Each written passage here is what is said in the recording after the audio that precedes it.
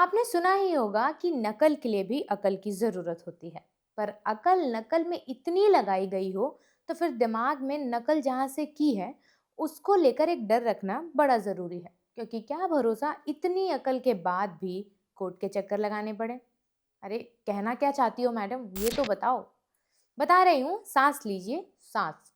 तो बात कुछ ऐसी है कि YouTube पर फनी वीडियोस देखने के एक दिन थे जब कुछ खास यूट्यूबर्स बड़े उफान पर थे, जिनमें से एक हैं कैरी मिनाटी। इनका नाम लेते ही रोस्ट कल्चर की यादें ताजा हो जाती हैं, जो आजकल लगभग हर कोई कर रहा है। खैर, इस बार बात सिर्फ रोस्ट की नहीं है, बात काफी आगे निकल गई है। क्या हुआ, कैसे हुआ, कौन सी लड़ाई करण जौहर कैरी मिनाटी से जीत गए हैं, ये सब आपको जानकर अपडेटेड होना है तो वीडियो को आखिर तक जरूर देखिएगा। हाय, मेरा नाम है अनु और आप देख रहे हैं बजर बट्टू एंटरटेनमेंट पर मास्टर शॉट। देखिए, जो पूरा मामला है कोई नॉर्मल रोस्ट वीडियो से कहीं आगे निकलकर एक बड़ी लीगल और सोशल मीडिया कल्चर स्ट्रगल में बदल चुका है, जिसमें बॉलीवुड के पॉपुलर प्रोड्यूसर और डायरेक्टर करण जौहर ने यूट्यूबर कैरी मिनाटी आमने सामने आ चुके हैं। और बीच में सवाल है कि मजाक कहाँ खत्म होता है और मानहानि यानी डेफेमेशन कहाँ शुरू होता है। कैरी मिनाटी यानी अजय नागर, जिनकी जर्नी गेमिंग से शुरू होकर रोस्ट और कमेंट्री तक पहुंची, जिनके पंच लाइन पर जेनजी हंसते हंसते रील बना देता है और जिनके स्टाइल में स्पीड, सरकाजम और थोड़ा सा सेविज तड़का रहता है। उन्होंने एक वीडियो डाला जिसका नाम था कॉफी विद जलन। नाम सुनते ही समझ में आ जाता है कि रेफरेंस किस तरफ है, क्योंकि करण जौहर का show coffee with Karan pop culture का हिस्सा बन ही चुका है। प्रॉब्लम यहाँ से शुरू हुई कि ये सिर्फ हल्की फुल्की पैरोडी नहीं लगी, बल्कि करण जौहर की टीम के मुताबिक इसमें ऐसी बातें हैं, ऐसे जोक्स हैं और ऐसी लैंग्वेज भी जो पर्सनल अटैक जैसे लगते हैं। और बॉलीवुड वाले मजाक सह लेते हैं, ये बात अलग है, पर जब उनको लगे कि उनकी इमेज या ब्रांड वैल्यू पर असर पड़ सकता है तो वो सीधा लीगल रूट पकड़ लेते हैं। और यहाँ भी वही हुआ है। कहा गया है कि वीडियो में इस्तेमाल हुई लैंग्वेज और टोन ने उनकी रेपुटेशन को खराब करने का काम किया है। और क्योंकि करण जौहर सिर्फ फिल्म मेकर नहीं है बल्कि एक बड़ा ब्रांड भी है, जिनका नाम शोज, एंडोर्समेंट, फिल्म्स और पब्लिक इमेज से जुड़ा हुआ है, तो उनकी साइड से ये आर्गुमेंट आया कि ऐसे कंटेंट से उनकी गुडविल पर असर पड़ सकता है, जो कि जायज है। और गुडविल बॉलीवुड में करेंसी से कम नहीं होती। इसी के बाद मामला कोर्ट में चला गया, जहां डेफेमेशन सूट फाइल किया गया और सिर्फ कैरी मिनाटी ही नहीं बल्कि उनके मैनेजर, उनकी कंपनी और प्लेटफॉर्म्स तक का नाम जोड़ा गया।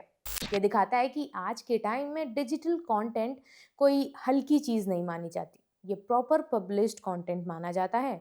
भले ही ओरिजिनल वीडियो बाद में हटा दिया क्यों ना जाए, लेकिन इंटरनेट नहीं भूलता। क्लिप्स, एडिट्स, मीम्स, रीपोस्ट सब घूमते ही रहते हैं। और यही दलील दी गई कि डैमेज सिर्फ अपलोड से नहीं बल्कि सर्कुलेशन से भी होता है।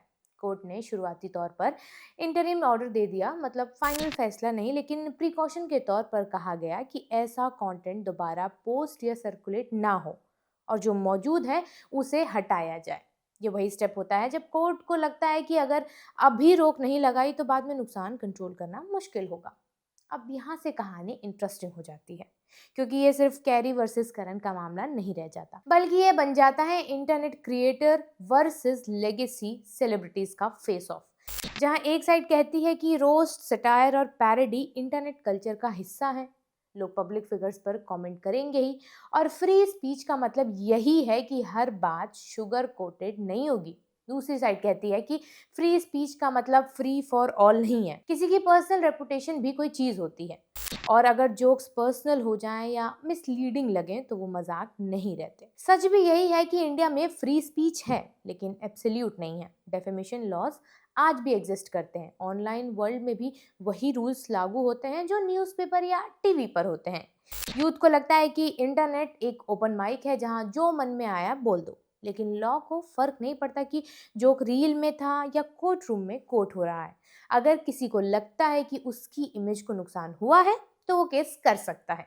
कैरी मिनाटी की पॉपुलैरिटी का रीजन ही उनका ब्लंट स्टाइल है। वो फिल्टर्ड कॉमेडी नहीं करते, उनका कंटेंट रिलेटेबल और एजी होता है, हम सब जानते हैं, इसीलिए वायरल भी होता है।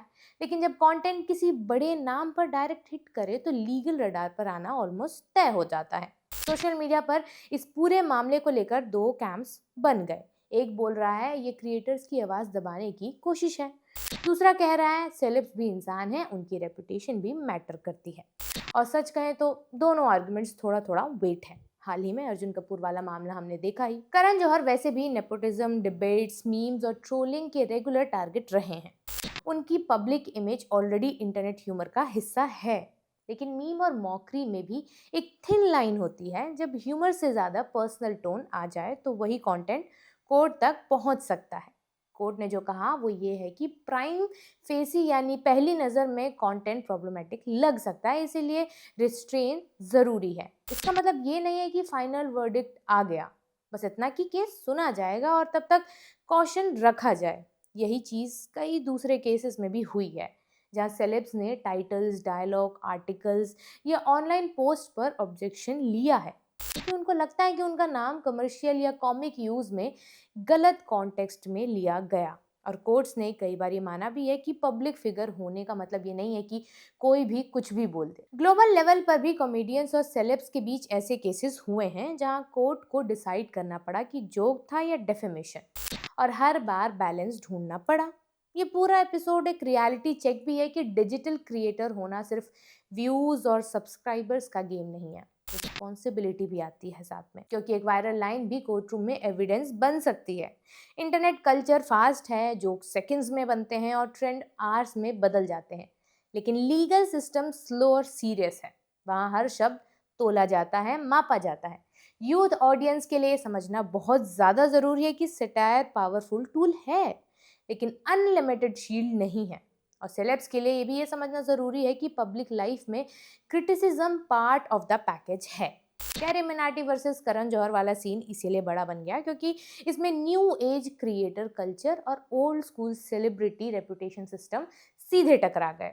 और यही रीज़न है कि लोग इसे सिर्फ कंट्रोवर्सी नहीं बल्कि कल्चर शिफ्ट की तरह देख रहे हैं। आने वाले टाइम में शायद क्रिएटर्स स्क्रिप्ट्स लिखते वक्त लीगल रिस्क भी सोचें और सेलेब्स भी इंटरनेट ह्यूमर को थोड़ा कैजुअली लें, क्योंकि डिजिटल वर्ल्ड में इमेज कंट्रोल करना ऑलमोस्ट इम्पॉसिबल है। अल्टीमेटली ये मामला डिसाइड करेगा कि इंडियन इंटरनेट स्पेस में सटायर की लिमिट कहाँ तक जा रही है, और ये डिबेट लॉ स्कूल से लेकर मीम पेज तक डिस्कस होगी, क्योंकि ये सिर्फ दो लोगों की लड़ाई तो नहीं है बल्कि इस इकोसिस्टम की कहानी है जहाँ कंटेंट, कॉमेडी, क्लाउड और कानून सब एक ही स्टेज पर परफॉर्म कर रहे हैं और ऑडियंस पॉपकॉर्न लेकर बैठी है, क्योंकि ड्रामा रियल भी है और रिलेटेबल भी है। यहाँ पर आप अपनी राय कमेंट सेक्शन में रखिए कि क्या लिमिट होनी चाहिए जोक, ह्यूमर और रोस्ट की, और डेफेमेशन का केस लगाना अल्टीमेट सोल्यूशन है। मैं आपसे मिलूंगी मास्टर शॉट के अगले एपिसोड में। तब तक के लिए देखते रहिए बजट बट्टू एंटरटेनमेंट और चैनल को सब्सक्राइब जरूर करिएगा अगर वीडियो अच्छा लगा है तो।